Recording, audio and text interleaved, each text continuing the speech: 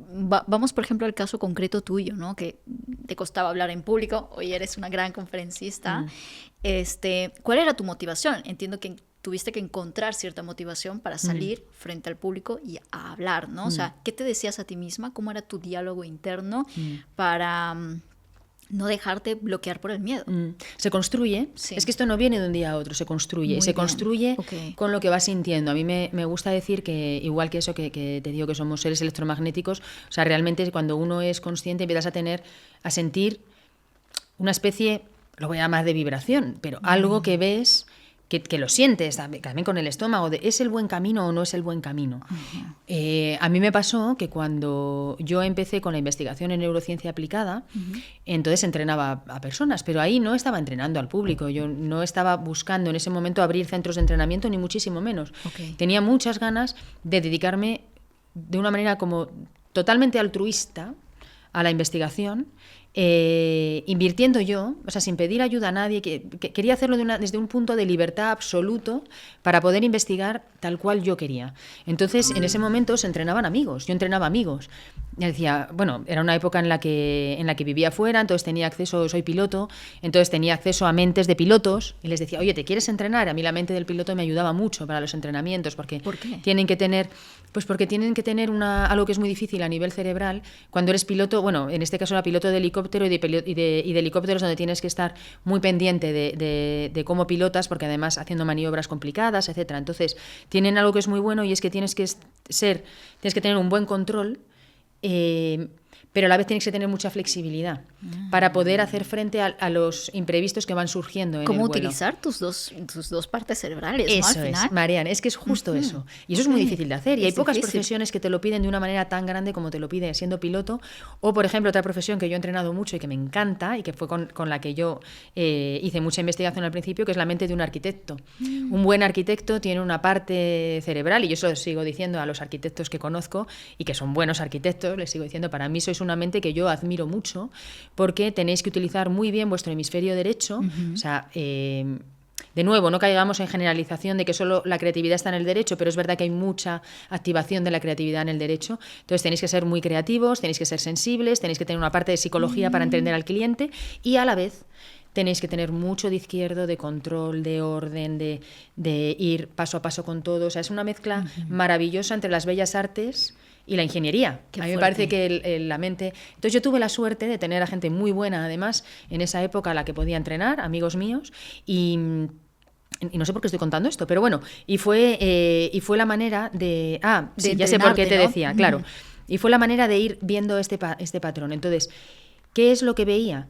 Que tú vas adquiriendo cambios cerebrales paso a paso, y cuando empiezas a entender que eso que tú estás haciendo tiene un beneficio, no solo para ti, sino para el entorno también. Entonces, ¿qué me pasaba a mí? Que yo entrenaba a este grupo de gente y me decía, oye, genial, pero ¿tú entrenarías a mi hija? Porque es que tiene un problema de concentración y le puede venir bien. Oye, ¿tú entrenarías a mi pareja que está pasando por una depresión? Oye, ¿tú entrenarías a mi primo que le pasa esto? Y entonces me empezó a pasar que empezó a llegar gente que yo le entrenaba, ahora ya no era por estudios, sino que realmente le estaba entrenando. Y me venía un feedback que era, oye, me has cambiado la vida. Es que me has cambiado la vida con esto. Es que yo no pensé que podía hacer esto. Entonces ahí es donde a mí, que lo digo muchas veces porque me pasa en sesión, se me empezó como a erizar la piel. Y dije, oye, espera un momento. Es que esto que estoy haciendo tiene un impacto muy real que yo estoy viendo y que le está cambiando la vida. Entonces me decían, oye, pero explícame. Y entonces ahí empecé a hablar a gente de lo que yo hacía, pero con el ánimo no de demostrar lo que yo sabía, sino con el ánimo de mostrarles a ellos cómo podían mejorar su vida.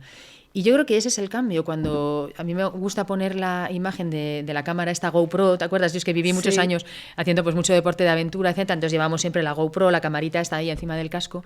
Creo que el cambio viene cuando esa GoPro, en vez de mirarte a ti y poner la crítica sobre ti de lo estoy haciendo bien o mal, etcétera, la pones sobre los demás y dices, ¿cuál es el impacto que yo, honestamente, desde mi mejor lugar, puedo hacer en los demás?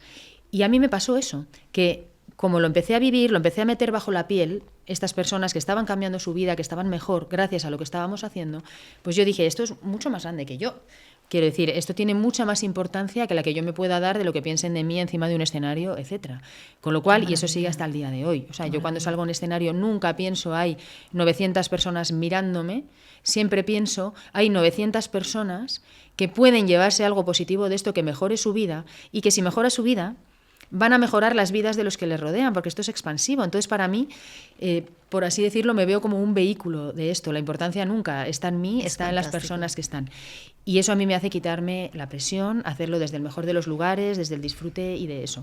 Bueno, pues eso creo que cada uno de nosotros a nuestro nivel, cuando lo haces en tu vida, dices, bueno, voy a aprovechar un talento que tengo, porque creo que sí detrás hay un talento. Muy bien. Voy a aprovechar, voy a ver dónde está mi talento y voy a hacer que mi talento no solo sean estas monedas de oro que me han tocado a mí al nacer, sino que son monedas de oro que puedo expandir y generar muchas más cuando las reparto y las utilizo en otras cosas. Y creo que cuando haces eso, empiezas a tener mucha más fuerza, mucha más energía para hacer eso. Es y como es, en mi caso, soñar en grande y accionar en pequeño, ¿no? O sea, tienes que tener ese sueño grande y esa motivación puesta. Sí.